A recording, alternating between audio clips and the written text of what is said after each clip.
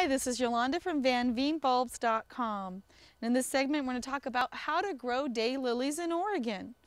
Now, I grew up in Estacada near Mount Hood, so I'm very familiar with growing flowers in Oregon. And we live in a very mild climate.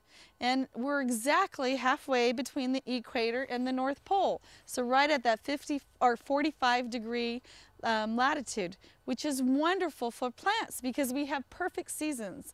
Exactly 3 months of summer, 3 months of winter, and 3 months of fall and spring.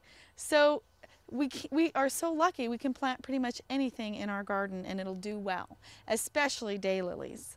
So the trick with daylilies is plant them any time of the year in Oregon because they can survive the winters. It doesn't matter if you plant them in the middle of winter, they'll still come up and do really well.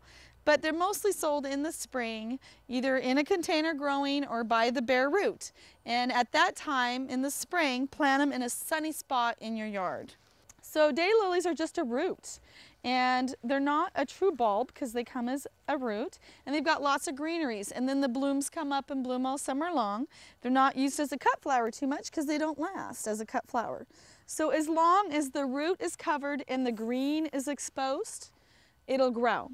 So just make sure that the root is covered. And I like to actually kind of clump up my roots because they need to be crowded to bloom. So it's almost better, instead of just planting one, I should have 3 or 4 together, clumped, because that way I'll get more blooms right away next summer. Because one by itself, I probably won't get a lot of blooms the first year.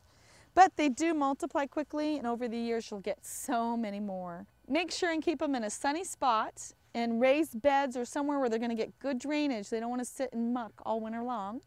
And make sure that you use good composted soil, and you don't really need a lot of fertilizer. I've never fertilized mine and they've come back for years and years.